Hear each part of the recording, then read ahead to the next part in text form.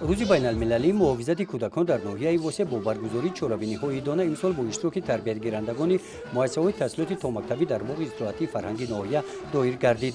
در این روز مبارک دستاوردهای کودکستان ها در دوران صلح استقلالی کشور به معرض تماشا گذاشته شدند. محیط طبیعت این مرکز فرهنگی با نمایش دستاوردهای تربیت‌گیرندگان 10 مؤسسه‌های تحصیلاتی تا مکتبی مسئول کارهای دستی مربیه‌ها و کودکان این چهاربینی را باز هم شکوه و شهامت بلند گردانید.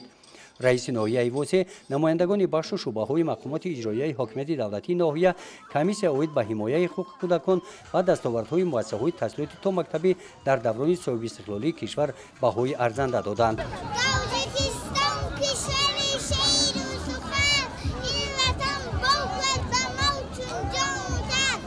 در جامعه ایدانه بخشیده به روز جهانی محافظت کودکان رئیس ناحیه وسه در سیمای اشتراکچون همه ساکنان ناحیه را تبریک نموده در معروضهشان قید نمودند که کودکان همچون طبقه اجتماعی تحت توجه حکومت مملکت قرار دارند.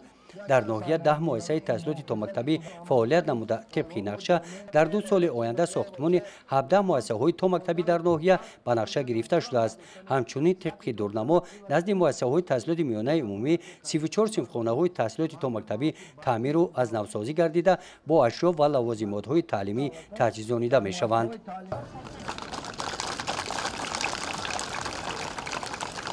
در چنین محیط از نام مقامات اجرایی حاکمیت دولتی ناحیه به قالب آزمون ولایتی 40 روز حیات کودکان سعیده رمضان سپاسنامه تقدیم کرده شده و مؤسسه‌های تحصیلاتی تا مکتبی بازیچه‌ها تحفه کرده شدند. قسمت فرهنگی چهاربینی ایدانه بخشیده به روز بین المللی محافظت کودکان با برنامه رنگین کنسرتی ترنمگری وحدت و یگانگی جنبش گردید. گزارش خواجه نظریف خدای نظر ظهوروف از ناحیه وسه برای برنامه اطلاعاتی نوید